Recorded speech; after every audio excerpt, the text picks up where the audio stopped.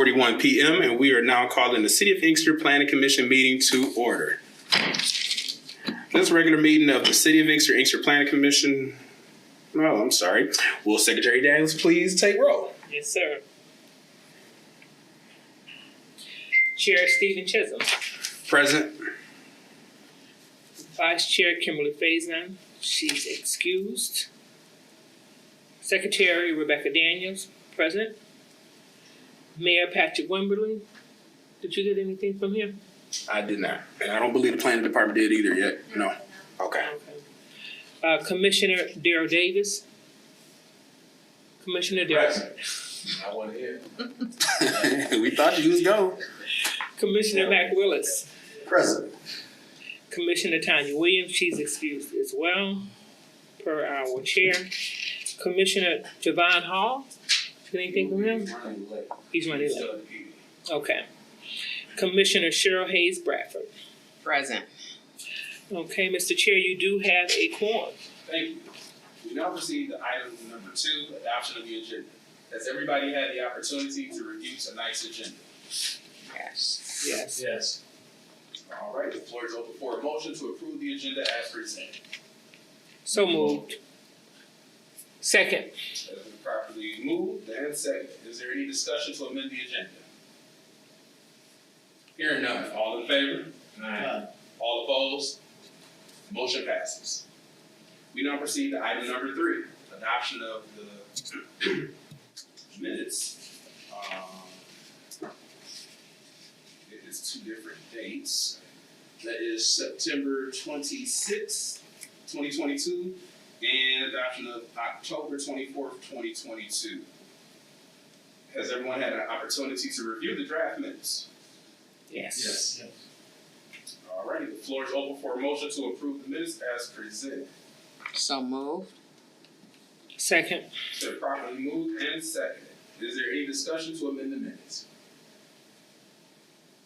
Hearing none, all in favor? Aye. All opposed?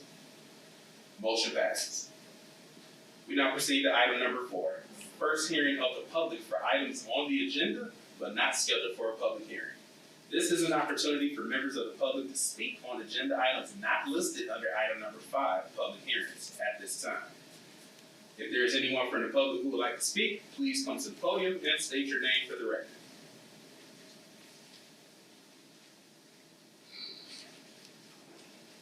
Hello, my name is Benita Carter.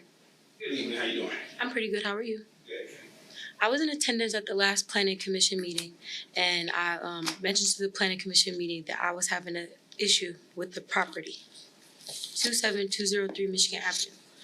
Councilperson Chisholm, you said that you were gonna follow up with this issue. So I just wanted to know if you had gotten in contact with the property owners, or, I'm not really sure if I'm going about this the right way, but this particular property is right on Michigan Avenue. It's a historical property, and I believe that myself, the City of Inkster, the Planning Commission, we should all have a vested interest in this.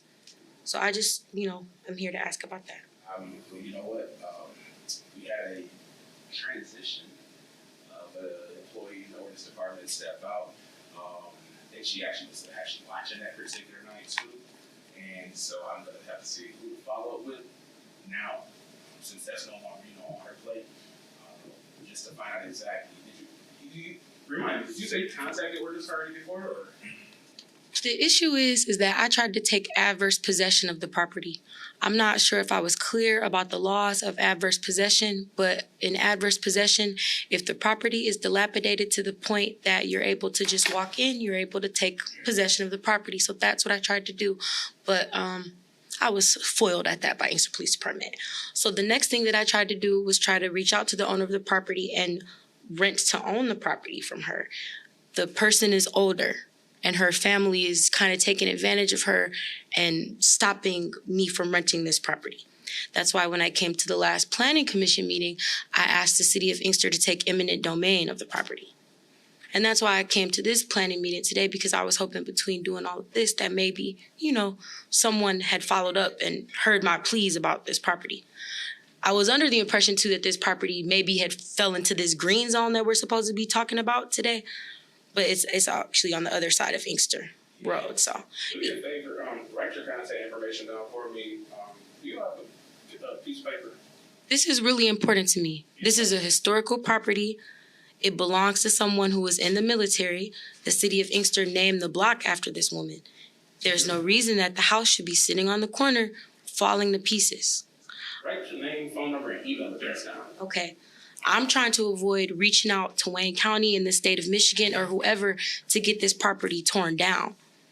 But it turned 100 years old this year, and I thought it would be in the best interest of the city of Inkster to maintain a historical property right in the middle of our city.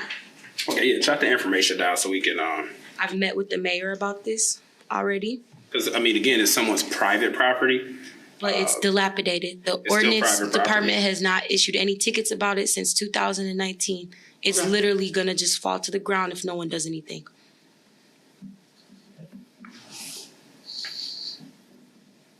Yeah, write that down for me. That what I'll do, I'll send that over tonight while we're here.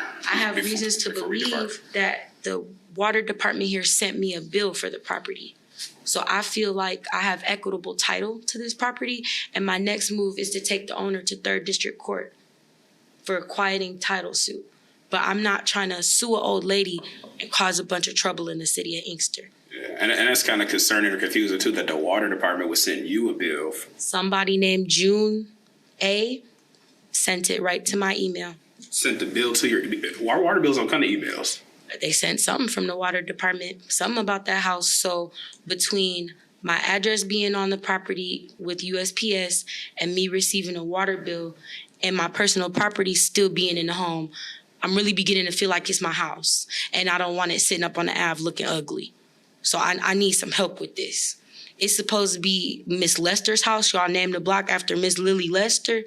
So why isn't the city of Inkster supporting her in maintaining this property? Why is it being allowed to sit on a corner and rot for the last 6 years? Why y'all ordinance department ain't wrote no ticket since 2019 about it? Commissioner Willis. Excuse me, what'd you say your name was again? Benita Carter. Carter. Yes, CARTER. Question, how did your property get into the property? How did your private property get into the property? The adverse possession thing. So you just went in there and put your stuff in there? Yes, the property is just able to be walked right into. Even right now as we speak, I could just walk right in there if I wanted to. You do realize that's still trespassing because the property is still owned by someone else? I was told that President Biden issued a executive order, something in regards to squatters' rights, that basically there is no more arresting squatters. I'm just not trying to hear what y'all trying to tell me about Nope, that's the fine. old dilapidated dirty You don't house have to- sitting up on the hill. We don't have to discuss Somebody this. has to do something about it. You don't have We to hear sure don't. anything that we just, there you go. Thank you. I just want the right thing to happen by the property. I just don't want us to get into Thank anything you, that we Councilman can't control. Richardson. Thank you. Thank you. All right, I need your information, man. Or, okay, cool. Eminent domain was done away with years ago, that all changed. Okay, If we had eminent domain, we could have used X amount of stuff for which you gotcha. And if I could just say, the eminent domain thing, that came from people on that block. The neighbors that have to look at that house being dilapidated every day suggested that to me. can. Eminent domain been done away with years ago. Right. The law was changed, you can't use eminent domain. Okay. I'm trying to get my real estate license, and that one was in the real estate book. I'm trying to come at this from all angles to do, like I said, what's best for the city of Inkster and what's best for the property. Just give them your information and stuff and we. Alrighty, thank you very much. Is there anyone else from the public who wishes to speak at this time? If so, please approach the podium and state your name for the record. Alrighty, seeing no one, we now proceed to item number 5, public hearings.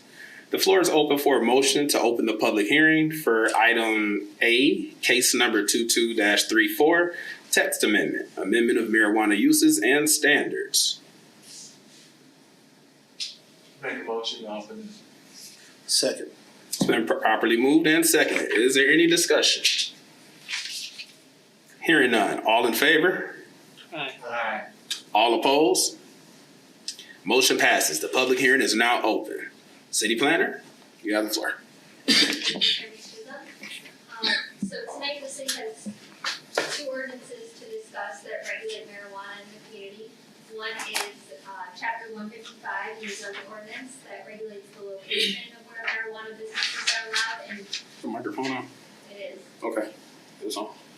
The standards that marijuana businesses must follow in the place.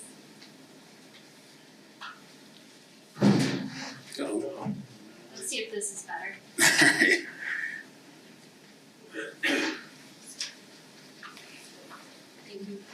Thank you.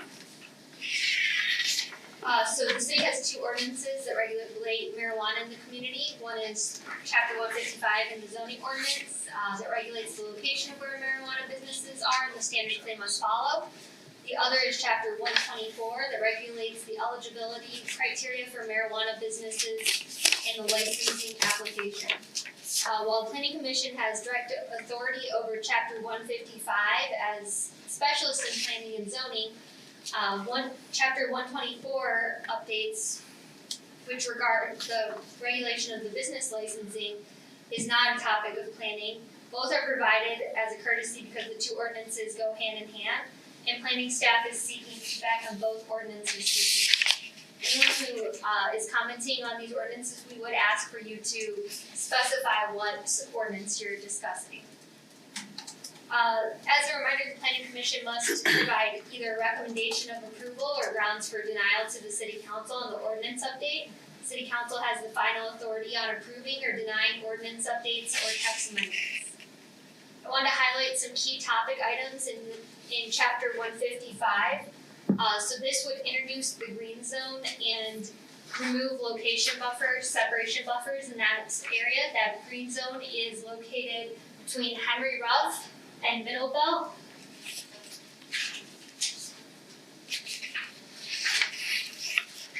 Let me get my notes here. And would continue to have the 500-foot separation from drug-free zones. This would allow businesses to open up without being separated from one another. They would still need to be going through a special land use process. The other is to add potential uses, so this would add a designated consumption establishment, which is a location where marijuana products can be consumed. It would also allow for special events to take place within the city of Inkster following the standards outlined in the chapter 155 update. It's also providing two options on where marijuana could be allowed. So we have two tables defining where we're proposing special land uses and permitted uses of marijuana could be found. You'll find in the second option that the use has been severely reduced to just within the green zone. And then in addition to all of that, we have tightened up the original use standards criteria to benefit the health, safety, and well-being of the community by providing higher regulation on air quality for growers and processors, and also having rules for all marijuana businesses and new waste standards as well.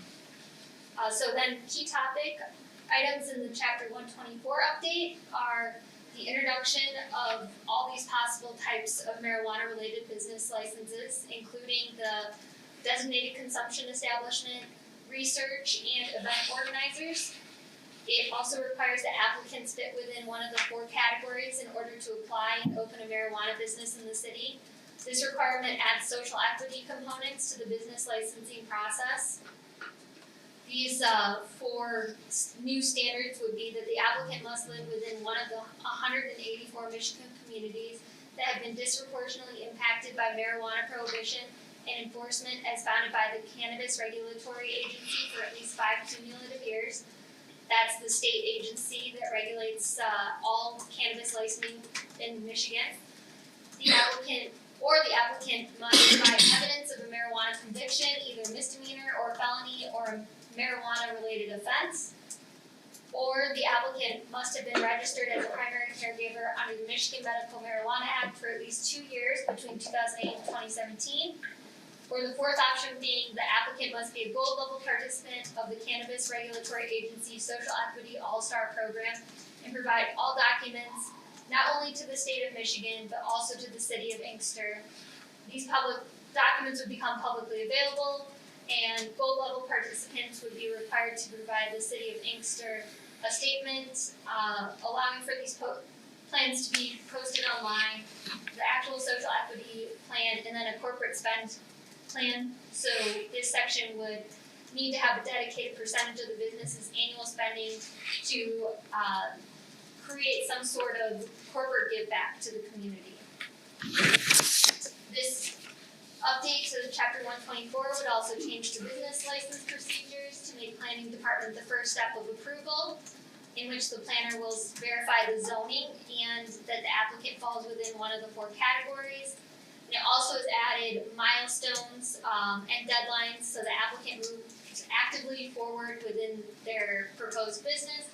This also allows for clarification on who establishes the separation buffers in those areas outside of the green zone. So if a business comes in, they apply first, that establishes the buffer when they apply and get their zoning verification.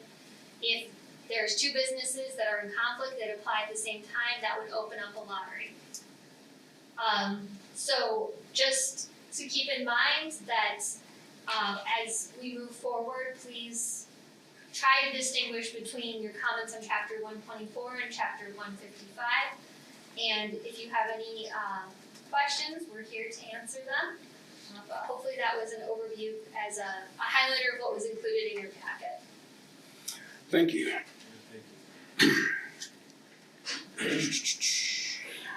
Oh, this is a public hearing, so are there any further comments or questions from the public?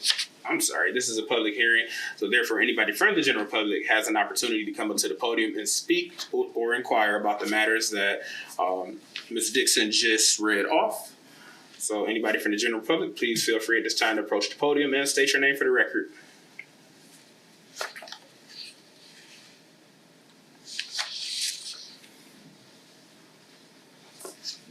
Hi, Benita Carter again. Good evening. I'm really feeling a little bit in over my head as far as like commenting on this whole thing. I think my comment is pursuant to section 125. This proposed green zone, it already has a lot of businesses in it. So where exactly are we squeezing in these marijuana development facilities? And I guess my comments are more just kind of general comments and things that are like, I'm piggybacking off of what I've heard in the community.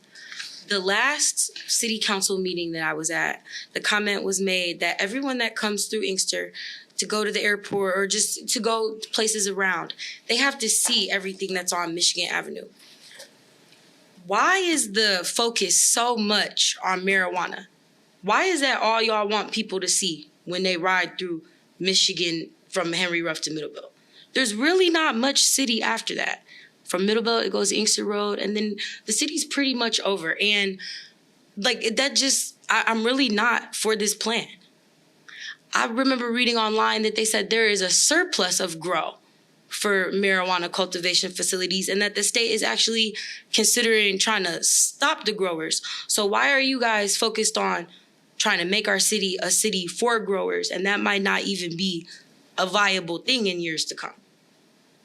I think as a city that's centered around traffic that goes to airports, to malls and all of that, there should be something better for this green zone. Like maybe can the focus be more on the consumption facilities and less on the processing plants? Because I thought we already had a pretty well-sized processing plant here on John Daly and, right down the street from the city council. So I just want you guys to be prudent in the decisions that you make when you plan for the city. It seems like this plan was almost made for someone that has a personal agenda that furthers what's maybe best for them and not what's best for Inkster overall. I said at a council meeting before that I was considering running for Inkster, and my constituents, we'd actually like to have a 4-wheeler track in you guys' green zone. There's a old auto place called Howard's Auto that's been abandoned for quite some time. I'm not sure if Howard's Auto is the name of it, but it's like a old trailer, and it used to be a car lot. It looks like the perfect place for a 4-wheeler track, and that speaks a little bit more to the culture of Inkster. That's something that I remember people doing in the community when I was growing up. Everything here doesn't have to be about marijuana just because it's legal now. We have lots of marijuana facilities on the avenue already. I think, Mr. Hall, so good to see you. So glad you could make it. Just like I said, a little bit more thought consideration into what's going in this green zone. And if anything, maybe kind of expand the area that you guys are looking at for a green zone. Because again, from Henry Ruff to Middle Belt, it doesn't seem like there's a lot of space there. Like there's a U-Haul there. There's two very prestigious nightclubs right there. Bogarts is right there. I was hoping they were gonna somehow buy that golf course back and turn it back into a golf course. But I guess maybe it would be better for the city for it to just be a marijuana facility. And at the last planning commission meeting, I thought you guys had already approved for one marijuana processing facility to be right there on Henry Ruff and Michigan Avenue. So like, just how many do you need in one tight space? And then this is gonna be my last thing. You said for like, you know, certain things to speak specifically to certain, you know, amendments or whatever. Something in this just said something about the establishments can't have any neon lights or any, like some of this verbiage in this stuff, it doesn't even make any sense. Whatever ordinances you guys are trying to like put on to make having marijuana facilities more like tightly regulated is unnecessary to me, because I thought the state of Michigan and their marijuana program was supposed to be a national model. So why does the city of Inkster feel it necessary to write in more things in their ordinances to just make it harder for people to get licenses for these types of things? I also read something in there that said you would have to have proof of a marijuana conviction to open up one of these facilities. So where does that leave people like me who've never been convicted of a marijuana charge? So just please, I don't want to debate the whole verbiage right here on the mic. I'm going to go back and read the agenda a little bit more, but I just want you guys to, you know, hear my comments, take them under consideration. Well, Thank you. Thank you. You did say quite a bit. Thank you. And I was actually going to If I may, go right ahead. thank you. I just wanted to offer a few items for clarification. The processing and growers are not allowed on Michigan Avenue currently, and they wouldn't be allowed in this new plan. It's only for consumption, established with micro businesses, retailers, and ultimately we're trying to balance more marijuana, coming into the community. We hear that the community doesn't necessarily want more marijuana, so this is, potentially a balance to offer some more restrictions that would hopefully balance it. And I think that the state of Michigan does have a great model, and we're actually incorporating a lot of the state's language in our businesses licensing. So we're using the social equity program from the state. We're using their, Gold Star kind of, they have to reach a certain level that's based off state recommendation. And you don't necessarily have to have a conviction. It's kind of one of the 4 options. So you can move forward without any sort of past experience with marijuana, as long as you hit that Gold Star social equity program that the state has outlined. Thank you. Thank you. Absolutely. And I was going to let you know too, Ms. Carter, one of the things that, when I was actually working for the state of Michigan and Lansing, when bills get passed, all the fine tuning is not done. And so when all of this was dropped down from the state and it was approved and cities were able to start opting in, it's been a fluid situation ever since. So every year, every 6 months, something else is changing. And they, instead of putting all the teeth in it at the state level, the cities have been left holding the ball, trying to figure out how do we balance this? How do we say we don't want this without getting sued? How do we say we want this only in one area without getting sued? Because 9 out of 10 times people they'll turn around and sue, and you're trying to figure out, okay, what's the balance? Since we're in this game already. It's a little heavy on the avenue right now for dispensaries. We already have 2 dispensaries, across Middle Belt. They're not in the green zone, but we have plenty of dispensaries in Inkster. And that's one of the reasons too, like when Ms. This Dixon was almost talking. poses an issue of too much competition amongst the dispensaries in the city. Have you guys talked to the owners of the dispensaries? Well, I guess they should be here today, huh? Well, that's one of the reasons about the green zone is trying to mitigate it at this point, because when these amendments were amended in the past, it kind of, if you would, open the floodgates and people were starting to able to just go everywhere. Our model used to say that we only had 3 medical licenses. Well, we opted into recreational. We were trying to I'm not going to say we because I can't speak for everybody. some intents were on the floor to co-locate them. So instead of having, if you will, 6 dispensaries, you could have still 3 buildings, but each one held 2 licenses. It didn't pan out like that. So now that they're popping up all around and stuff, if we have a green zone, we can, I don't want to say restrict them, but they will be in that specific area, so we don't have to worry about the rest of the city. Someone coming in, buying up a building and saying, I want to drop here, and we have to go through this process, and you or anybody else from the general public is back before us voicing your concerns about why do we have so many. Because you hit a certain point, and you hit a cap, and it's like, okay, when do we stop? And like you said, it'd be like the car industry, or it'd be like the housing market, where there were too many car dealerships up and down Michigan Avenue. When That's what this is looking like, a slippery slope becoming to being too many dispensaries up and down the avenue. I'm aware of a situation right now where there's a property across from Inkster Fire Department. They want to make that a dispensary, but they're not getting the planning commission's go ahead, whatever the case may be. They can't get their property zone to be a dispensary. I just do not want to see Michigan Avenue, the part that goes through Inkster, be all dispensaries and that's it. There's hotels, there's restaurants, there are historical businesses with vintage signs and just more viable options, better things that could be in the city. Absolutely. The city of Inkster is shaped like a square. Why y'all don't branch these dispensaries out and put them in little pockets and corners and just do something different? And that was one of the concerns. I don't know if you heard from citizens when they were talking to the business owners or the applicants, if you who were here. They said, well, what else are you putting in there? And they named those different restaurants and retail stores and things they were going to be bringing in, with the intent that if their dispensary or their retail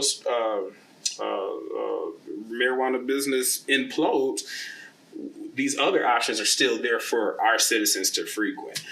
This is, I'm gonna just be honest with you, this could be a discussion for all night. And I don't think there will ever be a common ground on either side or a compromise that we'll be at. I just want it to be known, my beef isn't with the dispensaries per se. My beef is just with too much of the same of anything in one area. Absolutely. Same with gas stations, liquor stores, and anything else you want to But name. we want diversity to, push financial growth in Inkster. We don't want all of the same thing up and down the avenue. It just doesn't make any sense for the people that have businesses there or for the community. I agree. Diverse businesses are what grow a community, right? Absolutely. Gotta start somewhere. Thank you, guys. All righty. Thank you. Are there any further comments from the public? Okay. Go right ahead, Commissioner. What I was wondering, because I was under the impression that the green zone was also kind of trying to pitch, and if I'm wrong, you can correct me, were we trying to actually establish a place where they didn't have to go through such scrutiny in that particular area.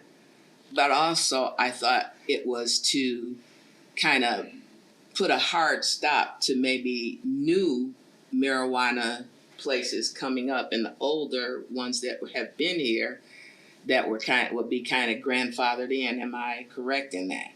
And this is such a new situation that we're being confronted with, that's come down from the state, and we're having to put legislation in place that was never there before. It's a new situation. It was always illegal. So now we've got something new we're trying to regulate that had never been regulated before, but you have to do it gingerly because people will sue at the drop of a hat, and we can't afford all of that. So we've got to be able to use some wisdom about how we go and move forward to stop this train. We agree with you with the diversity on Michigan Avenue. We want it as well as you do, but there's a way that it has to be done. And we are doing our best to try to do that in a way that's going to keep the fallout from hitting the city. You understand? And that's what my understanding was. So it's not that we want a whole bunch of marijuana places, but if they have that green zone and that's just, you go here and nowhere else, you know what I'm saying? After that, then we could just kind of move out in other areas. Another one of my issues with this green zone is that it's about a mile and a half away from what I would say is like the big center, like shopping center in Inkster, that strip mall on the corner of Michigan and Inkster. That's like where all the older people that live in those towers, all the kids, everybody, you know, I hate to say, you know, lesser income people, but is that what is left around here? But that's the majority where you see people and their kids and their families shopping at. So y'all want to put a whole bunch of dispensaries like within walking distance of where all these people shop with their families and their kids. It's just, I'm sorry, y'all plan just don't sit right with me. I don't like it. Like, please try to go back to the drawing board and come with something better. If anything, I think something better would be to at least expand the green zone. You tried to pack it in so tight right there between, but there are other dispensaries right outside of this proposed green zone. It doesn't make any sense. If y'all do want to try to revitalize and put some businesses on the avenue, at least utilize the whole part of the avenue that we have through Inkster. Like, even like the area that y'all even put it in is not aesthetically or visually appealing. I don't understand, like I said, I feel like the thoughtfulness of it was for someone's personal agenda. Okay, I'm still pulling for that go-kart check. It's all about balance. And again, tonight, just, you know, for the record, this is just the public hearing. All we'll do is end up recommending this up to the city council. Whether we recommend for approval or recommend for denial, we don't have a final say so at this level. So your voice and concerns can be further addressed at the next Inkster City Council meeting about this particular item. I just wanted everyone here to just be aware. I don't see too many other people from the community that's my age or that represent my demographic here talking to you guys about this. So I wanted everyone to just be aware of my concerns. We appreciate you. Is there anyone else from the general public? Hearing none.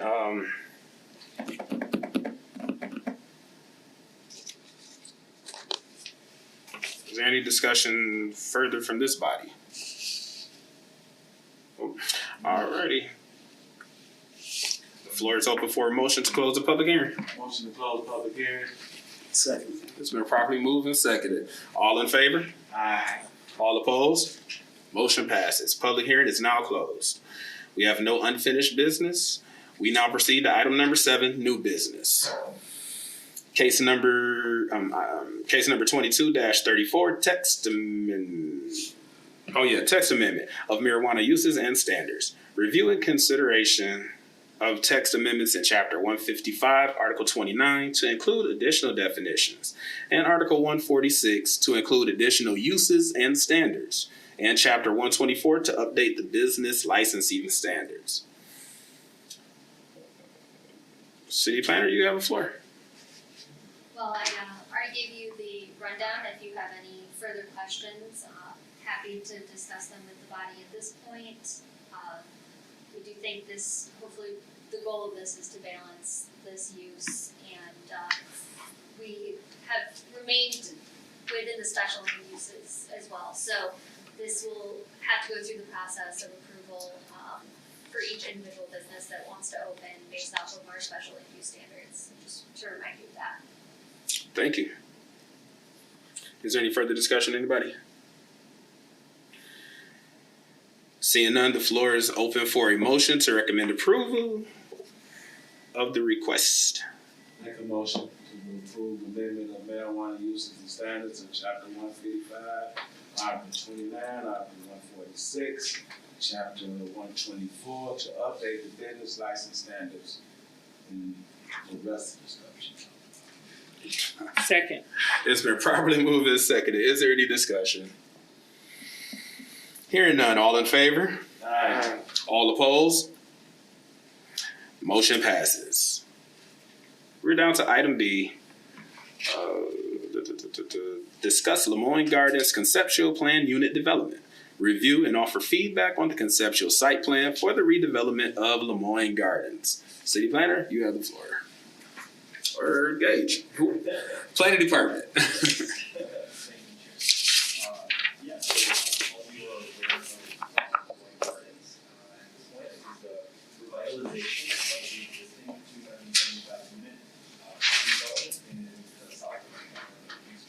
Currently in the pre-application phase, and the applicant is hoping to submit an application early next year.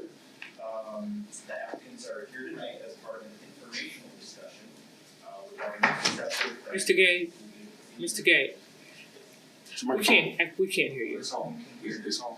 It's very low. Okay.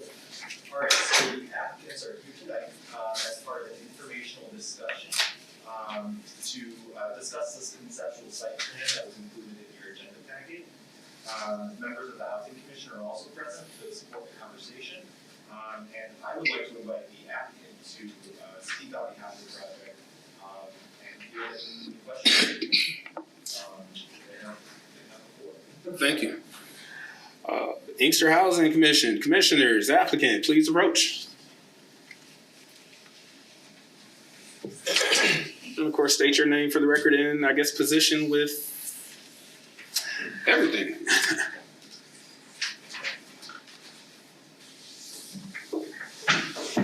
Good afternoon, Good afternoon.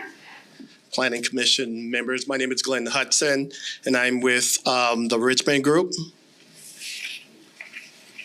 Good afternoon, or good evening, Commission. I'm Aaron Cooper. I'm our Executive Director for the Housing Commission. All righty. Good evening. I'm Jim Pappas. I'm with Fusco, Schaefer and Pappas Architects. And if, through the chair, if I could pass out some site plans to the commission. Sure.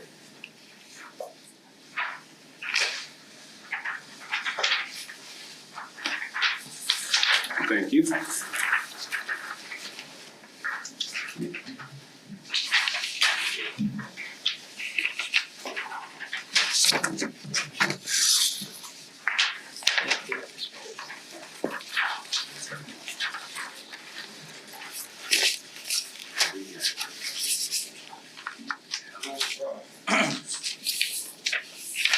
Board along.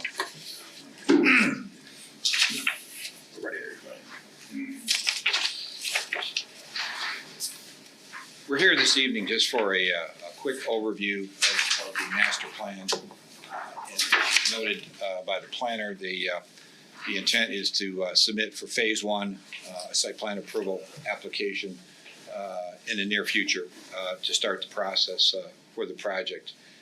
Currently, there are 275 units in Lemoyne Gardens.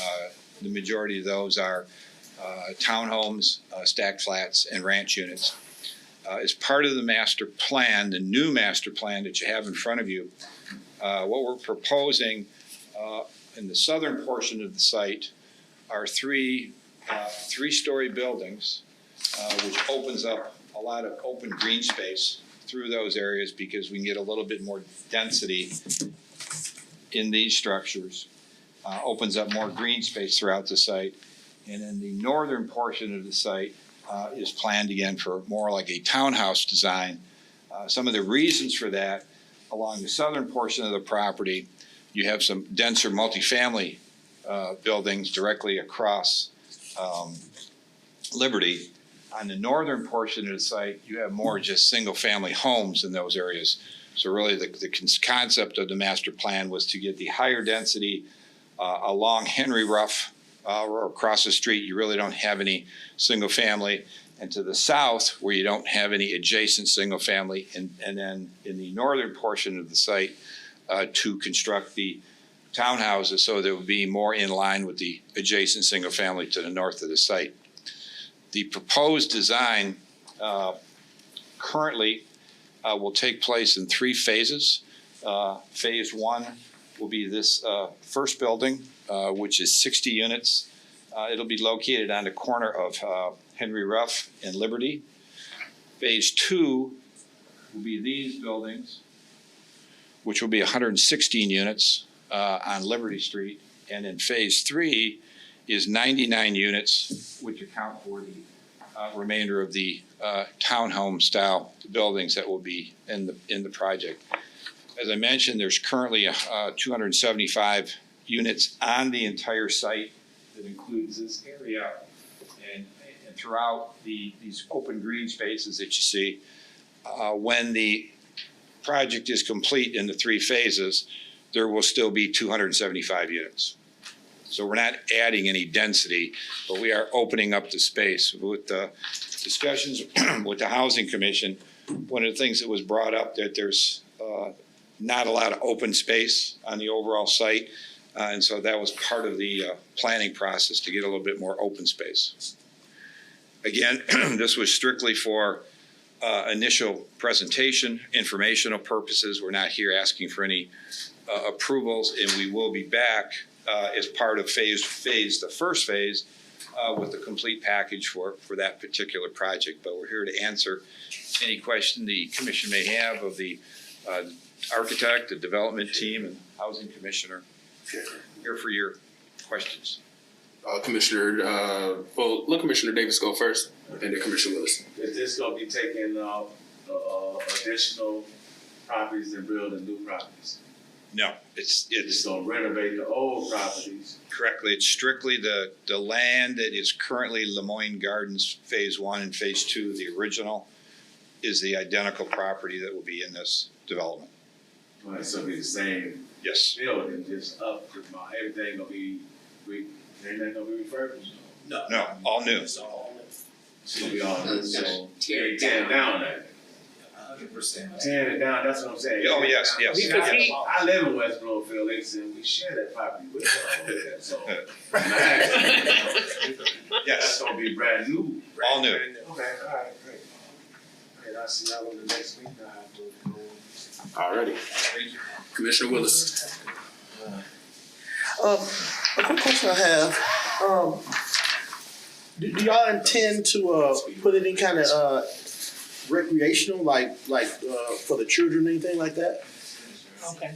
That, there will be recreation space in part of Phase 1, and each phase will have recreational space built into it, yes. Okay. And Commissioner Willis. we've been through, and we still are, kind of an exhaustive process when we get the rest of the feedback. So this plan that we're showing, this preliminary plan, is not necessarily Inkster Housing Commission in a huddle. Saying this is what we did, we went through a process led by Ms. Dan Christian, where we bring in the residents to get their feedback. So what we're presenting is based on the residents' feedback, because it's for them. So that's essentially some of your question as far as spacing. That's why we have so much green space and opportunity to do different things. Okay. Or is it go closer to the microphone? Any other questions, commissioners? So this is all still remaining public housing, right? Yeah, it's going to be a combination. It's more of a what's called an affordable housing style. But what HUD does not allow us to do is displace any current residents. And so when you tear stuff down, where do the residents go? Well, they'll have an option to return because, again, HUD does not allow us to displace them. So if they're there on site, they're able to return. But they also have other options. HUD allows other options. So if they would like to move off-site, we have avenues where we can provide that for them. So they can look at avenues like a housing choice voucher and different creative ways. But no one is displaced. HUD does not allow it. Anybody else? Yes, I just wanted to make sure I'm clear, because I think Commissioner Willis, Davis started, and I think you misunderstood him, so I just want to make sure I'm clear. Phase 1 and 2, or all of this, is going to be totally torn down. It's Phase 1 and 2 renovations, and Phase 3. Phases 1, 2, and 3 will all be new construction. So that means that you're actually tearing down the buildings that are currently there, Yes, and they will be all brand new buildings. yes. Because you did start off saying Phase 1 and 2, like you was going to say something else different about Phase 3. No, it's a little bit different style of housing. It's a different style. Right, correct, but All everything of will it is be. brand new. And it's done in phases, so some of the, a number of the units on site are currently vacant. So that was so people are being moved around as well. So, you're concerned about people being displaced. Mm-hmm. So that's one of the reasons. It's not, everything won't be tore down and just sit there. It'll be in step by step. So that you can move people accordingly. Correct. And then just because of what you said it's not really public housing affordable. Like, so what is it really? It's still public housing. It's just we use a different term. We call it affordable housing because there's different mixtures of income. Okay. So that's kind of HUD's overall goal. They're not rebuilding public housing. They're not even funding fully the current public housing, which is why it's in the conditions that they are across the country. So what they're doing is deconcentrating poverty by kind of dividing up some of the income streams. So again, everybody will be able to return. A number of people typically don't. They typically want to leave. They want to go take their voucher route. They want to do different things, which opens up opportunities for others with other income. So, for instance, maybe 60% of the area median income, 80%, 30%. There'll be a mixture. So the term is affordable housing, quote unquote. It's just not straight public housing. So you'll hear that term a lot. So with that term, Yeah, that's because I don't. with that term affordable housing, affordable as to whose standard? Go ahead. Well, and really sort of the source of the funding will come from probably MISTA with low-income housing tax credits. And under the low-income housing tax credit program, we cannot serve families above 60% of the area median income for this particular area here. Now, also there will be vouchers, so the tenants will only pay 30% of their income towards their rents as well. So the project will serve families at 60% and below, and we would have some families paying 30% of their income towards rent because we have the vouchers. And thank you for that. My final statement, it sounds like to reclaim the green spaces in the area, you're going up going up your stack housing, like if I can say. A portion of the phase one is a 3-story building. Currently, they're all one and 2 stories. It's on site. Phase 2 will be 3 stories, which will open up green space. Phase 3 will be more similar to what's there now with townhouse designs. So are you like having a one family here and another family on top? Or Yes, is it? yes. Oh, okay. Because right 3 story now- mean like Right. 1, 2, 3, 3 stories, right? That is Okay. that is correct. Because presently, isn't it like they have their own like spaces, individual spaces? There are a lot of duplexes and triplexes currently that they're set up more like Flat. townhouses. Yes. So yours, it sounds like is more like that stacked apartment type. It is style. more like apartments in those buildings, but it was a mixture. Most of the, in phase 1, for example, it's mostly 1 and 2 bedroom units and just 3 bedroom. So the bigger units will occur, the 4s and bedroom units will occur, 3 and 4s more in the townhouses. Okay. I was going to say, gentlemen, just from how it looks on the drawings here, on the Henry Ruff side and the way that everything is facing inward, if you will, if I'm looking at this correctly, does this eliminate the on-street parking in that area now since you're opening up green space, or how does that work? We're still working on some of this. The master plan was very conceptual. We're working on phase 1, but you are correct. At phase 1, we probably don't need the on-street parking in phase 1 because we'll actually have a parking lot off-street. Gotcha. We're trying to. That's been an issue on the site. Is the on-street parking is not as desirable.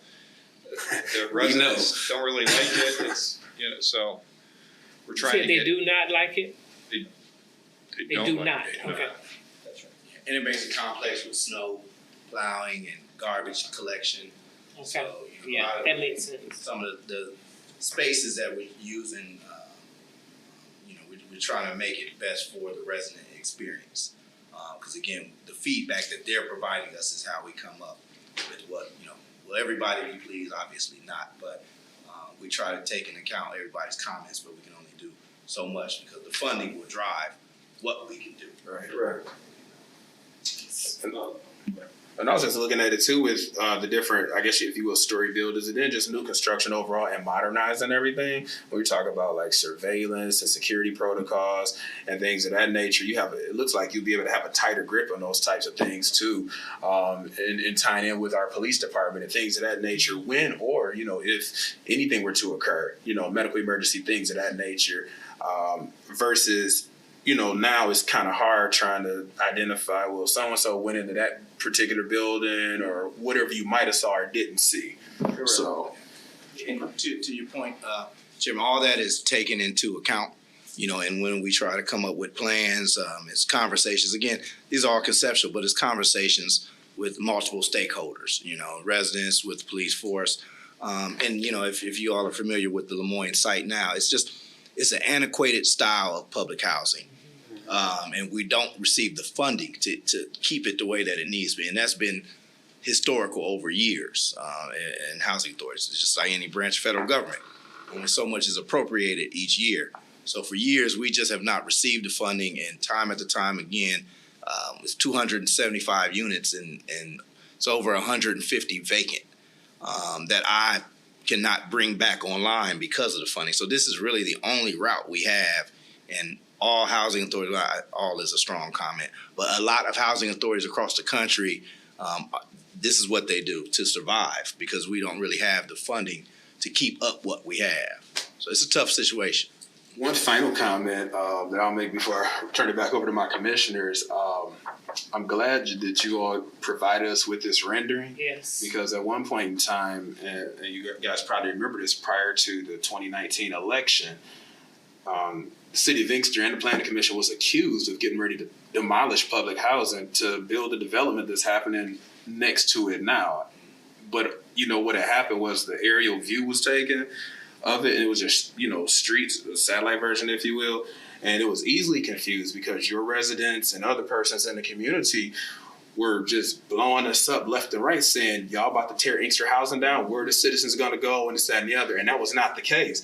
But because of the development that's happening right now, hey, y'all getting ready to enter phase one? I can feel it coming back. So they gonna say, we told you so. Yes. They're tearing it down right now. We're trying to, for the commission, we're trying to be as transparent as possible. It's a lot of unknowns. Again, it's based on funding that we have to apply for that's competitive. So it's a lot of unknowns. We don't want to create a lot of anxiety and fear, but it will be tough. But I think if we do this the right way, we communicate the right way, which we're trying to do, everybody will be satisfied with the end product. Absolutely. Commissioner Hall, did you have something? Quick thing, Andover and Carlisle areas, all that's gonna be gone. I take it. One down Carlisle. You got Andover. You got the Carlisle Street that's missing, but you got Howland. It's this one where we are taking out one street. No, it's Andover and Carlisle. I'm looking at So Andover's at the I top. think you're looking at it wrong. Andover's here. It's at the top. Carlisle going north of here. Carlisle. Oh, Carlisle. Yeah, Carlisle It's is not. just when it's far Andover. The site only runs up to Up to Andover. there. So the Andover. other one's gonna be just. That's something else. Yeah, it's not ours. Yeah, Carlisle run to Parkside. I'm sure. Okay. And, Parkside. When does the phase start? When does phase one start? That was my question. Right. We anticipate first quarter of 2023 applying with Mr. for the tax credits. As we mentioned earlier, it's a competitive process, but we're hoping that we can get awarded tax credits. And if we get awarded tax credits in 2023, we probably will close sometime in December, financial closing sometime in December, with construction probably starting sometime in January of 2024.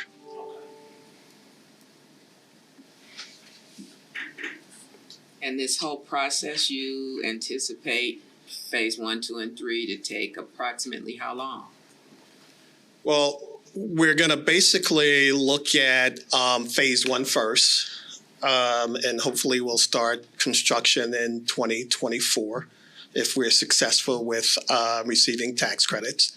And then thereafter, we'll start putting our financial packages together for phase two. And then if we're successful, we'll start construction on phase 2, and hopefully we won't get hit by supply chains and everything else and interest rate hikes. But then we'll go into phase 3. So at this point, we don't really have all of the capital to do.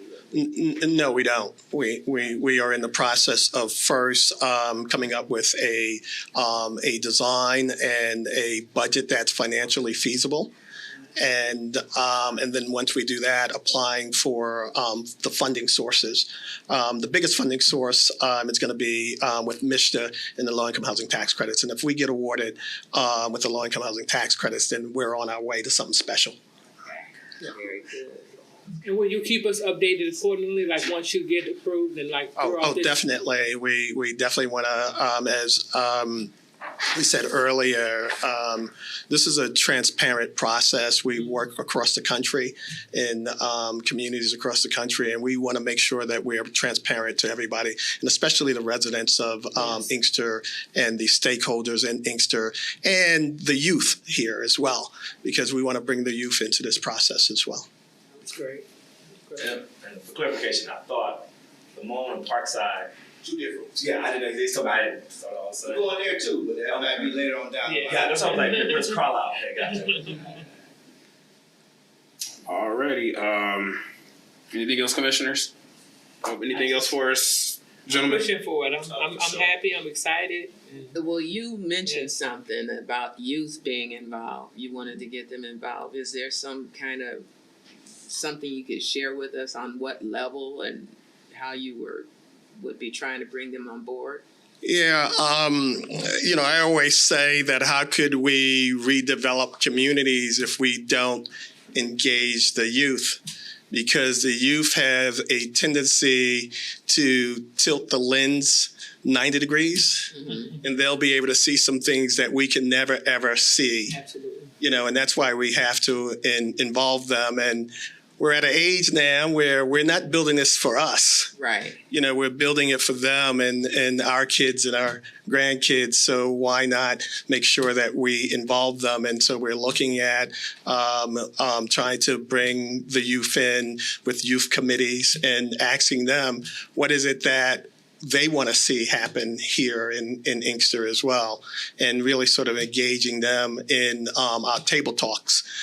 So we do monthly table talks, and it's headed by Dana Kristen, who's in the back there. Okay. And so we started these monthly table talks. We had one tonight. And it was great. And our next monthly table talk, we're inviting the youth for the table talk with the youth, and we want to hear from them what excites them and what do they want to see, and how do we engage them and get them involved, and really get them involved, and not just hearing them, but having a place where they are involved and keeping them updated on where we are with our plans and everything else. Yeah. How are you getting that word out to those youth? Well, we had a great meeting with the resident services folks, council folks, I'm sorry. And so we said to them, you guys have a resident council. Why not have a youth council? And let's form the youth council as well. And so they were excited about that. And they basically said, hey, we're going to talk to some of the youth, and they're going to invite the youth to this table talk meeting. And that's when we'll be looking at asking them, do they want to form a youth council? And then starting to have these table talk meetings with the youth as well. And these youth are basically coming from the affordable housing commission. Right. Mm-hmm. Okay, got it. Yep. Okay. So we use our social media. I know you're on social media, right? And Facebook and all that. We just good started. stuff. We got LinkedIn, Facebook. We got a new website. Twitter. Sorry, I'm not Twitter, but TikTok. Come with our own. Yes. We didn't have one. Yeah. Okay. Okay. We have our own now. So we're just using different ways to try Wonderful. to engage. Yes. Have you been getting good response? Well, we've gotten about 30% when it comes to the surveys led by Dana Christian, which is good when you're talking about surveys, 30%. But trying to engage the youth will be kind of a new concept. So we'll see how it goes. But the struggle is we're dealing with a high vacancy rate where we're at, and so and a lack of trust that probably has been instilled over years. Yeah. So we're trying to break down those walls by doing some of the things we're doing. We've been pretty successful. Okay, very good. Sounds great. And 30% is good, especially with the vacancies that you have when you talk about surveys, because people normally don't even. Oh, absolutely. Absolutely. Yeah. All righty. Thank you, gentlemen. Thank you. Thank you. Thank you. Planning Department, did you have anything further for us? Nope. Yeah, there's one more item on the agenda for the calendar, adoption of the calendar. Oh, I'm sorry. I just meant in regards to. Nope, Nope. not on this item. Okay. Unless- Alrighty. The floor is open for a motion to close the discussion of item B, Lemoyne Gardens Conceptual Plan Unit Development. So moved. Second. It's been properly moved and seconded. Is there? I don't think there's any further discussion, is there? Alrighty, hearing none. All in favor? Aye. All opposed? Motion passes. We are down to item C. And this is approval of the 2023 to 2024 Planning Commission calendar. City Planner, you have the floor. Or the floor is open for discussion. I believe the commission has seen this calendar before, but we do need to formally adopt it, and the city council will then accept and file and receive. So this is a matter of protocol, on the calendar dates. Commissioners, was there anything that you saw? That was not. Yeah. I don't think it is, but okay. Alrighty, the floor is open for a motion to approve the request of the 2024 Planning Commission calendar. I do have a question. And I didn't look at the calendar at all with these, but I do understand what's happening. But just so we're clear, I know that we meet every fourth Thursday of the month. So December 12th is because. So because the city council meets every first and third, and typically the fourth falls close enough to Christmas that you wanna move it. So we're preemptively moving it, so we won't have to jog our schedule when we get close to December and realize, oh no, everyone's busy or out of town. Gotcha. Okay, so that's like the second Tuesday or something. Yeah, I believe it's the second Monday. Second Monday, I'm sorry. Okay. Alrighty. Floor is open for a motion to approve the requested 2023-2024 Planning Commission calendar. So moved. It's been properly moved and seconded. Is there any further discussion? Hearing none. All in favor? Aye. All opposed? Motion passes. We're down to miscellaneous. We don't have anything physically listed, but We have, item A, Parks and Rec master plan. Oh, yeah. oh, I'm sorry. Go ahead. So the Parks and Recreation Master Plan public review period, officially begins December 1st, but it is available on the website now. And the public review period is through December 30th. So the whole plan is posted on the website. You can go through and review all of the goals, objectives, and strategies for the next 5 years of Parks and Rec development. And then email comments to the email address provided on this flyer, bsmith@mcka.com before January 2nd. Thank you. Anything further? That's it. Commissioners, anything in regards to that? Alrighty, hearing none. Then also, we need to confirm at this time which option of the zoning ordinance for marijuana update the commission wants to bring forward to city council. So if, Ms. Dixon, if you want to, I guess, expand on that a little bit more for the commissioners. Yeah, so in the zoning ordinance, we presented two options. Option one kept the special land uses and separation requirements that we currently have in the city. And it also adopted the green zone, which eliminated separation buffers from like businesses. And then option two eliminated marijuana uses everywhere in the city except for in the green zone. And that were only the retailers, the designated consumption establishments, and the micro businesses. So one is very, very restricted. There was some discussion around wanting to restrict almost entirely marijuana, and then one was around kind of the larger discussion we've been having around just modifying our current ordinance. So I just want to make sure we're bringing forward the correct option to City Council. All right, I got you. I think, just because, as you all had said earlier, a lot of this is new and the state not necessarily having 100% teeth in it and it being fluid, I think at this time, and this is just my opinion, option one is still a safeguard for us because we still go through all of these particular steps and we have multiple say-sos versus just be like, what normally happens is as soon as someone sees a CBD shop, they call. And they said, would you put this dispensary there? And it says, not a dispensary, but it still gives us teeth in the game versus just boom, boom, boom, boom, boom, boom, boom. And then we trying to come back to the drawing board again and put teeth back into it. I think it's best to have the teeth, as you get older in age and lose them one by one, or like a child growing up when their news are coming in, versus just gutting the whole thing and saying, hey, what happens, happens. So what do you guys think? So, Go ahead.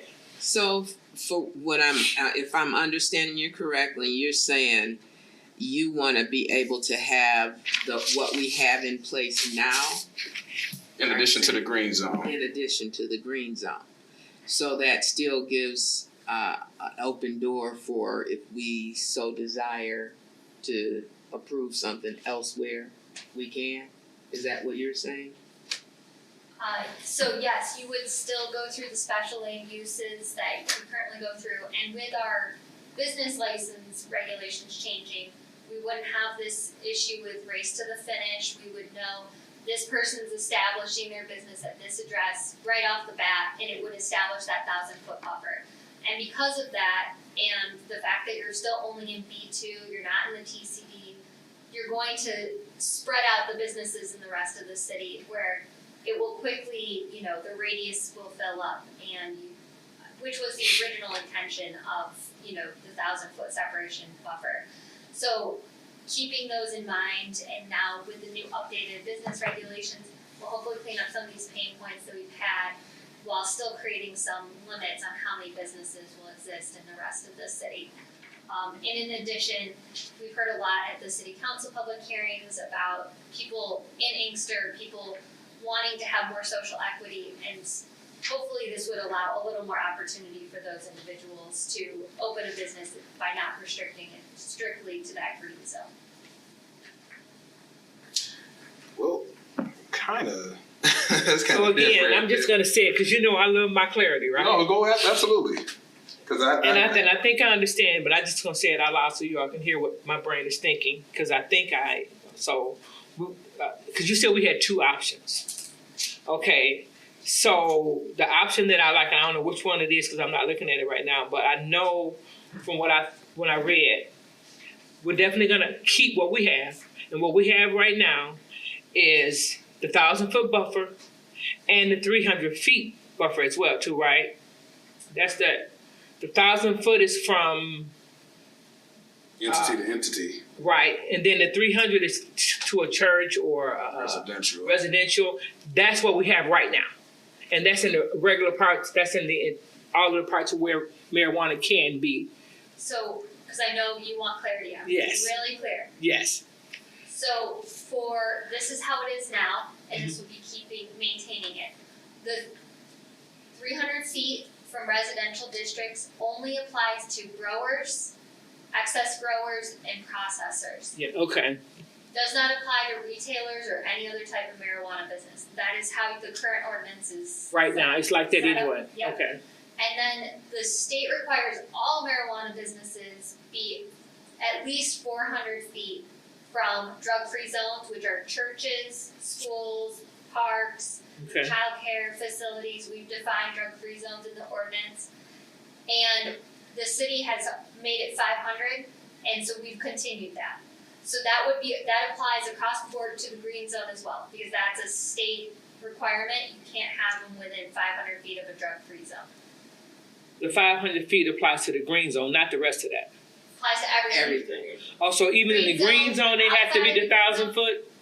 They said, Only the 500 feet. that's what I was saying, only the fact, that's what I said, okay. 500 feet, green zone, outside of the green zone, regardless of where you're at. If you're a marijuana business, you have to be 500 feet from a drug-free zone.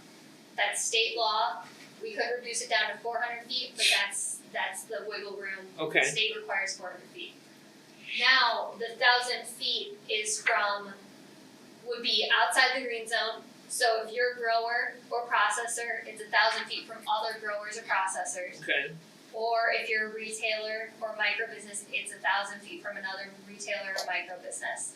So it's keeping that similar business, but only outside of the green zone. The green zone, the only separation is the 500 feet from drug-free zones. So hopefully that's. it does, yeah. But they still have to, even if they're in the green zone, they still have to come to, Still have to go through special planning and process. all of that, Yes. okay. Yes, okay. Now, for sake of clarity as well, we are adding 2 new, I guess what we call uses. The temporary event, which has a whole nother application process that has to go before city council. So that technically is a permitted use is what we're kind of classifying it as. Again, this is all new, and most cities haven't even established language around temporary event. But because they have to go before the city council for their application, functions similarly to a special land use.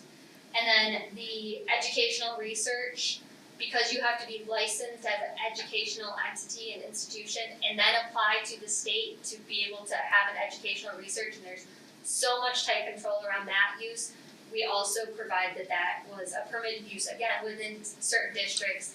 They still have to have their site plan, but I want for excess of clarity to just make sure that we're all on the same page with that. And this one is option 1. That is all option 1.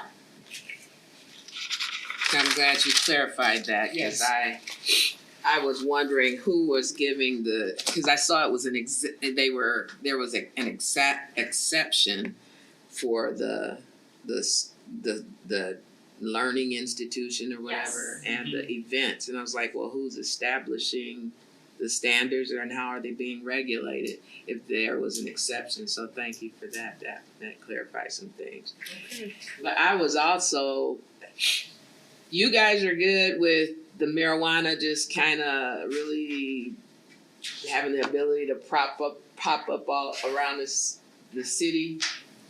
But it can't, that's why we have this. It just can't pop up, you can't just No, pop I up know anywhere. with us being able to have the ability to regulate it, I understand that part as far as when you say they have to be able to be within this certain radiuses and all of that stuff. But is there a cap on a moratorium at any point of how many we will have or can have? So I guess before we get to that, because you pose a great question. Now that Jane has provided more clarity in regards to option 2 in the green zone, that is just restricted solely there. And do they still have to go through the SOU process? That's correct. Okay, then I revert back from what I said. Wait a minute now, so what now? So option 2 is the green zone, where we would say, hey, any other cannabis applicants that come to the city of Inkster, whether they be retail for adult use, or medical, they would have to go specifically to the green zone, still go through the process. They couldn't just pop up all around the city. I was thinking a little bit differently. So with option 2, in keeping with what the chair is saying, what happens to what we currently have? That stays the same, that's still, so the only 2 differences is the green zone part. Option 2 would eliminate all marijuana uses. Growing processors would no longer even be allowed in the city. Secure transporter, safety compliance facilities would not be allowed in the city because they're not allowed in the green zone. And we were to restrict all marijuana use to the green zone with a provisioning center, retailers, micro businesses, consumption establishments being restricted to that area as a technique to really limit the amount of marijuana establishments that are allowed in the city. We've seen in other cities where you have a cap, it's been litigated and it's not stood up in court. So creating just a blanket cap, you can only have this many businesses, not an effective way in terms of when it goes to court. So this is a way to really restrict where the businesses would be, and ultimately they weed themselves out as time goes on if they were just restricted to that area. So any existing growing processors or other, you have the flower bowl you threw in Five North. Grandfather. Their grandfathered they would become non-conforming uses, but they would continue to exist. Legally, they just would be non-conforming uses.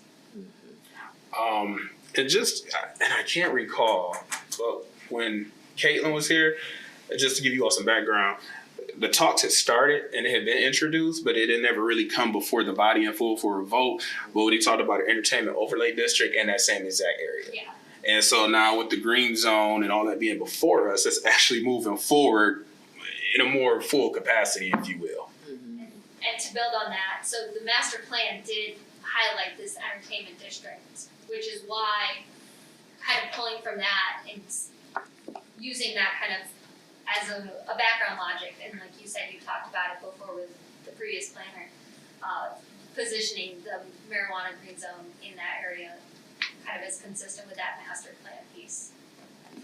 And so it sounds like this is the only real way we have to legally keep control, keep some control of it. Well, what goes where. I still want to highlight, if you go with option one, which is, things are mostly the same, but you have the green zone, you're still using the 1,000-foot buffer, which we've cleaned up the business licensing process so that it actually can be an effective way of limiting how many there are. So there is still that component of it that restricts it. It's just to what level of restriction what's your objective? If you want it nowhere else in the city, okay, suggest option 2, or let's discuss what the happy middle is between option 1 and option 2, or do we see how option 1 goes now that we have a better pinpoint to where these businesses are and creating those separations.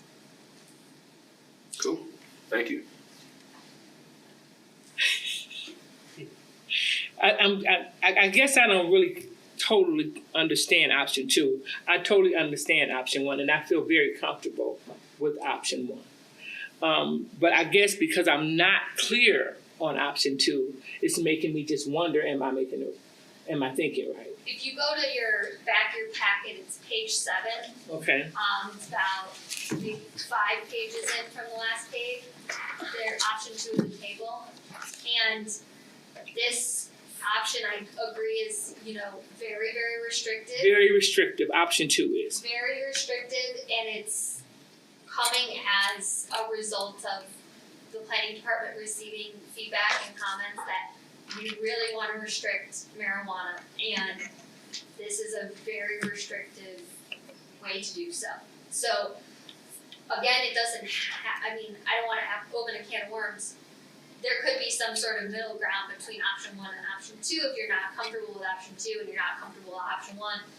This is a little bit more of what you have, and then very much extreme on the restriction.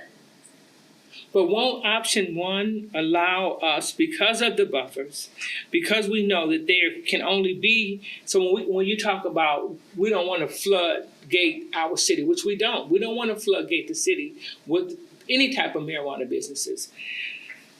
If we keep with option 1, having the buffers, having the and they can only be in certain areas anyway, certain zones anyway,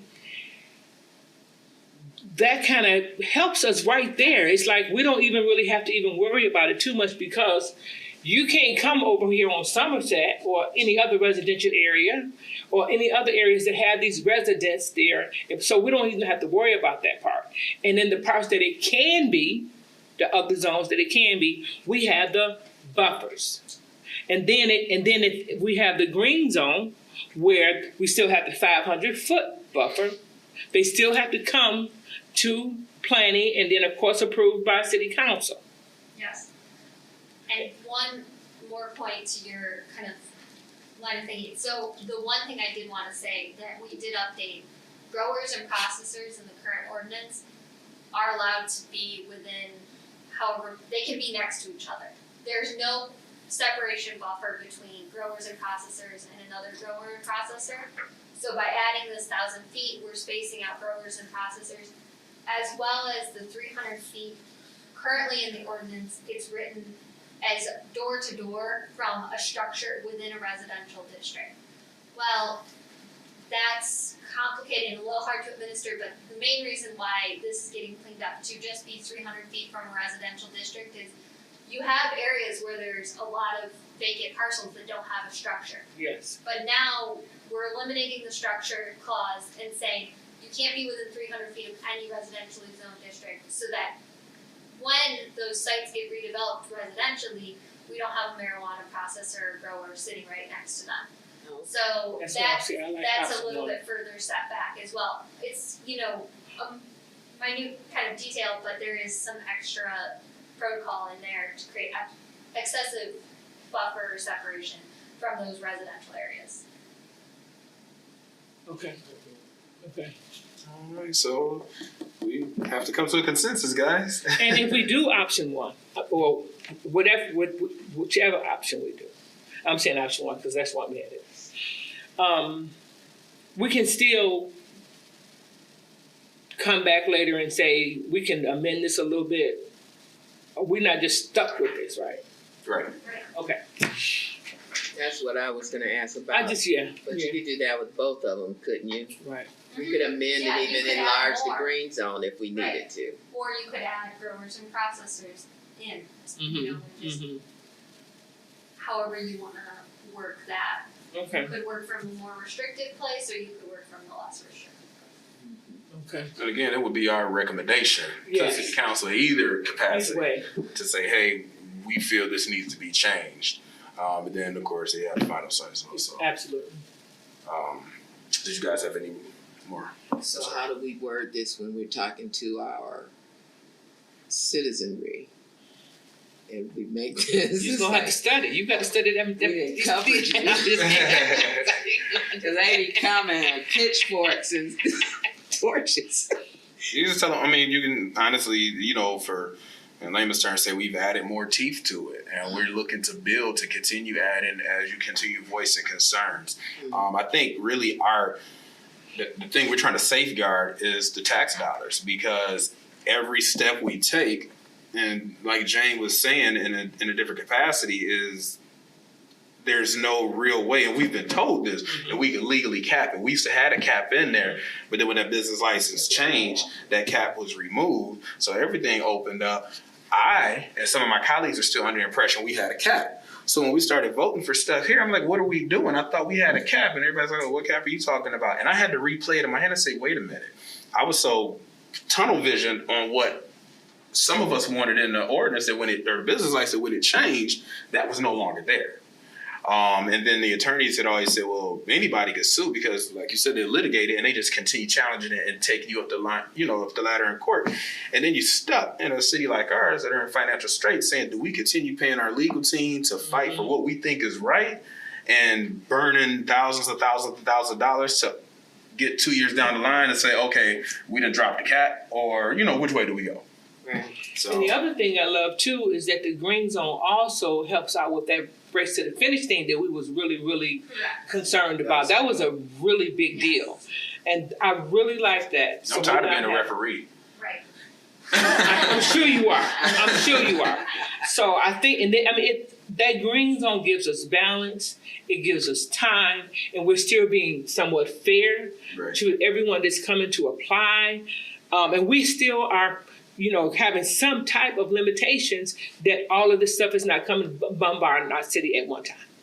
And just to add to that, I want to remember that the business license is also having a lot of teeth added to it. So people, you have to be in one of those 4 categories. You either have to be coming from one of those 184 communities that have been disenfranchised historically by marijuana laws and convictions, you have to have a conviction yourself, or you have to have that social equity all-star program, or you have to be a medical marijuana caregiver for a period of 2 years. So right there, those are some hoops that everyone has to jump through even to get to the starting line.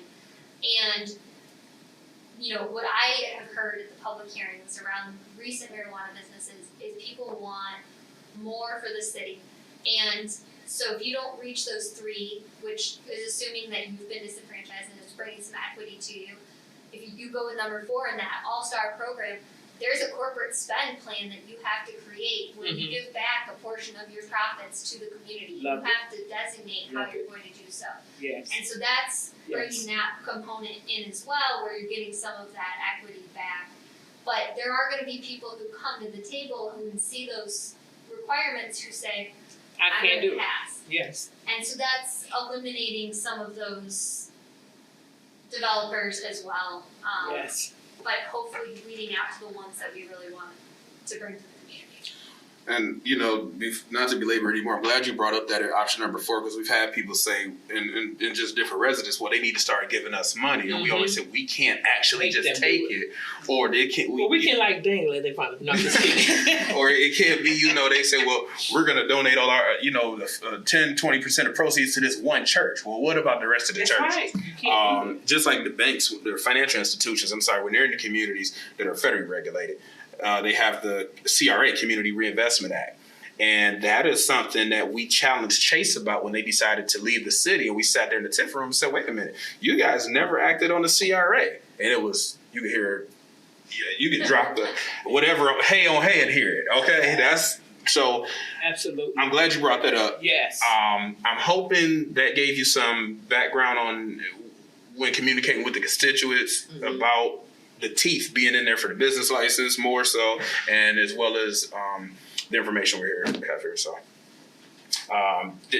we need to, I guess, poll and see, or how's everybody feeling? Are you option 1, option 2?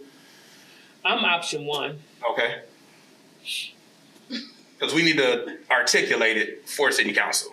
For what we just discussed, I can be flexible with that, with option 1. I was feeling the same way. So I was thinking that, because I said, well, we have been saying X, Y, and Z and want to restrict it, but we can go with option 1, and we can always change it. And I guess at some point we'll see how that goes, because I don't know, it seems like we have a target on our back for the marijuana industry, and everybody's coming. We do. Because I think if we do that too, we're going to be right back to where we were in the beginning. Like when we put all these restrictions on there, then we got all these people. Then you talking about referendum. It's just, it's just putting us almost back in the same place where we're trying to balance this and bring some, balance to, because it's here. We have to figure out how to make this work for everybody. I will, just as an anecdote, I did talk to someone who's called and said, we want to open a marijuana business. I hired an architect. Can we, here's the spot. And I said, sorry, you can't, because you're within 1,000 feet of another one. So there is that, it does have. I love where that. You're saying, oh, you can't do it. And we got the 4 things you have to go through. And I'm glad you did that, because what happens is when you say that, and they've already bought the building and did X, Y, and Z, then they challenge us and they say, well, I want to go to the ZBA and get an appeal this. Yeah, and change it and modify it, or I want you to lower this particular footage so that I can come in, because it's only 25 feet, but you do it for one, you got to do it for everybody. So we got 3 people, Commissioner Willis and Commissioner Hall. What are y'all thinking? 1, what you thinking? I'll go.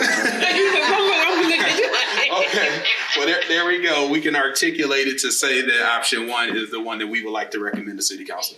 Thank you, Commissioners. Thank you. That was under miscellaneous. So now we are down. Now we proceed to item. I'm sorry. Did anybody else have anything for miscellaneous?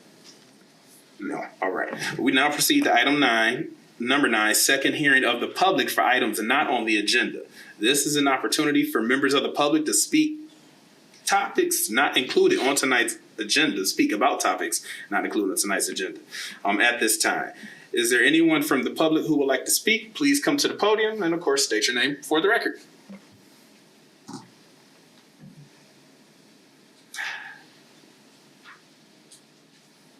I'll make it short. Okay. Good evening. Good evening. My name is Sam Sala with Berkshire Development. I think I might be somewhat premature to come before you folks and address a project that our company's encountering. The 17 acres at the Stratford Place. Okay. Yeah, we're putting a proposal together. As you folks are probably well aware, architects and site engineers are very, very busy and they take a lot of time. I'm hoping to have something before you folks probably in January, February. We're dealing with a pretty tough condition in Stratford right now. They have an abandoned building there that's kind of an absolute blight to the community and our project, and we're not getting any cooperation from the HOA at all. We've offered to demolish the building at no cost to them, and they refuse to acknowledge our email and even discuss it with us. I think the problem stems from the fact that the HOA, the president and a maintenance company that's based in Howell, Michigan, their attitude is, it's Inkster, Michigan.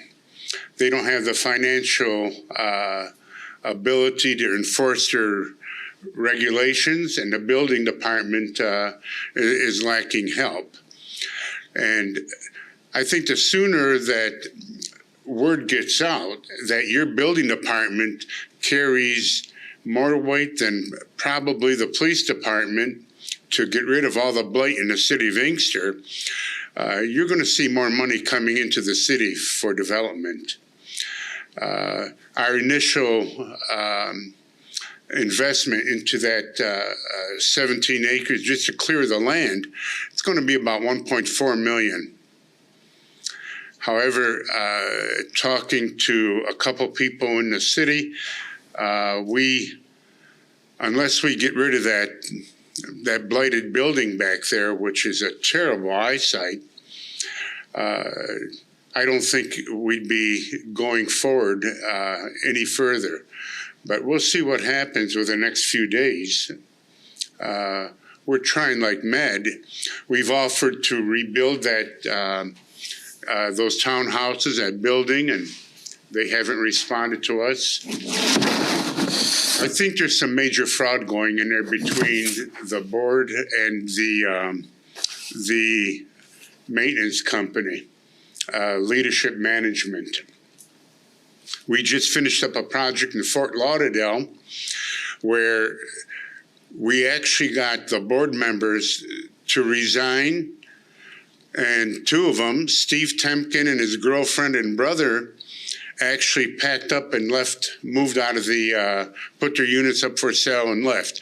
That's how much fraud was going on. The homeowner association fees that they were charging $690 per home came down to $280. Don't quote me on that, but historically, homeowner associations and maintenance companies, they don't care about what goes on in a development. They care about their pocketbooks. They don't even care about the city where they're in. It's the bottom line for them. Leadership management is managing 25 associations right now.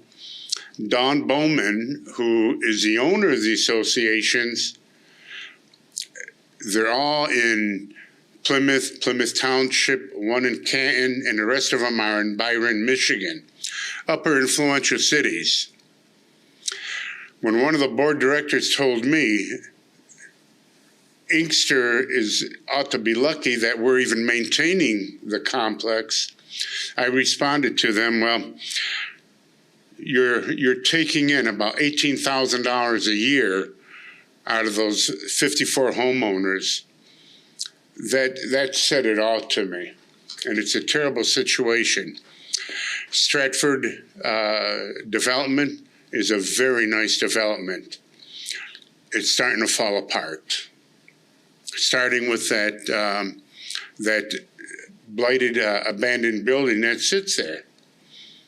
There's illegal dumping going on 17 acres. I was kind of surprised when I went back there with my engineers. It's not pretty. It's not pretty. I think it's incumbent upon each and every one of you folks. I mean, you're the heart of the city along with the building department to some way, somehow secure that area and protect the homeowners. Some of the stories that the homeowners told me was just awful. Well, sir, I want to say, for one, I'm glad that you... I'm sorry? I was going to say, I'm glad that you have expressed the interest in developing the rest of that, because I've walked back there before and knocked on doors and whatnot, and I know the building you're talking about that's dilapidated. And then even with the infrastructure that's already back there underground and whatnot, all the trees and stuff have grown up. So it is going to cost a lot, because as soon as you pull one of them trees that's deeply rooted in the infrastructure's got to be replaced too. I'm sad that you have not been able to get in contact with the right persons. Hopefully we could send something, because we're just a planning commission. We're not the city council. We could send something over, city-wise too, that maybe there's some leverage on the city side, because I feel we had something to do with that development years ago. And I don't know where the blockade is where they won't continue the development or what fell through. So I'm just happy to hear that you're even taking those steps in the right direction of trying to develop that, because people have asked us all the time about what's going on with that. Why is it dilapidated? What's going to be the future of it? And it's just kind of been one of those things nobody really knew. So I'm happy. I appreciate your support. I really do. But certainly your support, and maybe if we can get the building department to exercise the Michigan Residential Building Code for blight, the owners and even the homeowners association is going to move. The homeowners association don't even know what a building violation is. They're just living there, milking the present owners. If you heard some of the stories, it's terrible. But I'm not going to tell you I'm here as a humanitarian. I am. Would I make the money that we can make if we built those independent homes in another city or another county? Absolutely. I think Inkster has so much to offer, so much to offer. The heart and soul, again, is the building department, yourselves, and city council.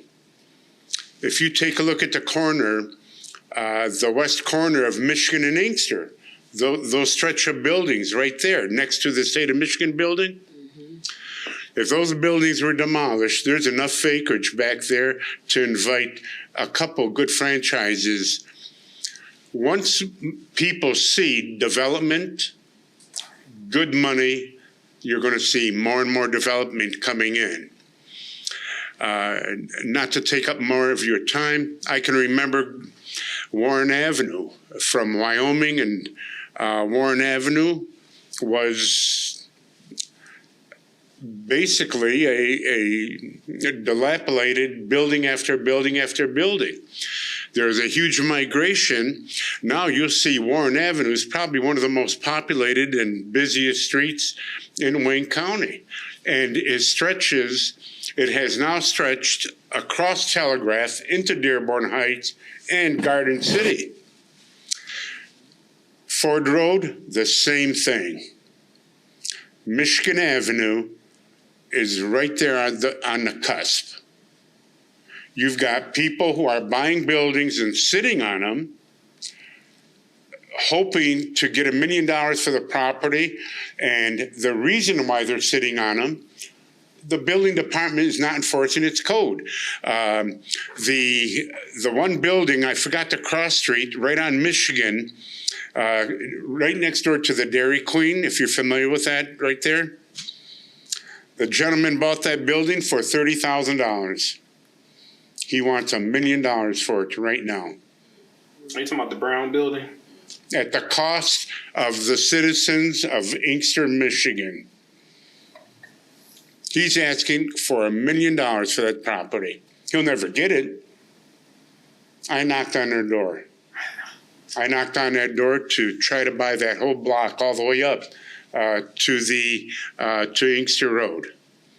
But it was a futile effort. It's like putting cement on top of water. It's not going to happen. But I appreciate your support, and I'd like to get a hold of the city attorney and see if we can't get their help as well. I have offered to pay the any attorney fees that the city is invoiced to make this happen. The city of Inkster deserves vested people, vested residents. I can tell you, banks, insurance companies, and the federal government, Fannie Mae and Fannie Mae, do not like condominiums. They don't like them. I was part of the Lafayette Towers when they first went up. I was a youngster 40 years ago. Take a look at that condominium now. They're no longer condominiums. They've turned into a project of rentals, and one building has remained as a condominium. Riverfront development I'm talking about. I was part of that about 40, 45 years ago. But any support you guys can render, I'd appreciate it. And we're going to keep pushing forward. We've been discouraged a little bit, but we're going to keep pushing. Can you leave your contact information? Well, Commissioner Willis has a question for you, but can you leave your contact information with our planning department as well? And I'll get it from them, and I'll just forward that over. Appreciate it. Also, Commissioner Willis. Question, 17 acres, like what? I'm sorry, being around heavy machinery all day. That's okay. The 17 acres that's behind those buildings, what is your plan as far as development if you were to get them? The 17 acres? Right. I proposed, we're not going to go with the homeowners association. We're going to go with 1,800 to 2,500 square foot homes. We do not build a Pulte home, a Toll Brother home, a D.R. Horton home. We build quality homes that will last 100 years. We use clay brick. We don't use brick that are built with white ash. Our homes are quality, absolute quality. People don't like homeowner association. I can tell you in Grosse Pointe, if your grass goes a minimum of 3 or 4 inches and it's a residential property, the enforcement officer puts a violation notice on your door and he tells you you've got 7 days to cut your lawn. He comes back in 7 days, the city will cut it, and they'll give you 30 days to pay the invoice. If you don't pay the invoice, it goes on your taxes. Dearborn does the same thing. Matter of fact, all the major cities. So what do you need a homeowners association for when you've got a city and an enforcement officer to enforce your code for maintaining your home? HOAs are a terrible entity. We don't know how they ever got in existence, but many of them have folded. Many of them have gone to prison. Many of them have bankrupted. But we're looking real positive about that 17 acres. We need to get 120 homes on there to make it worth our while. And I promise you, once you guys walk through them, you may want to buy one of them. All righty. Well, thank you very much. Commissioners, did you have anything additional? Thank you for your time. No problem. Thank you. Thank you. If you don't mind, I'll give you one of my business cards. Absolutely.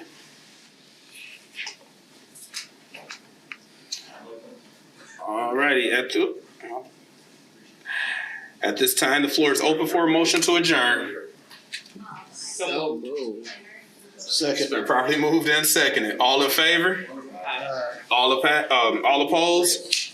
Motion passes. The time is 8:26 p.m. This meeting stands adjourned.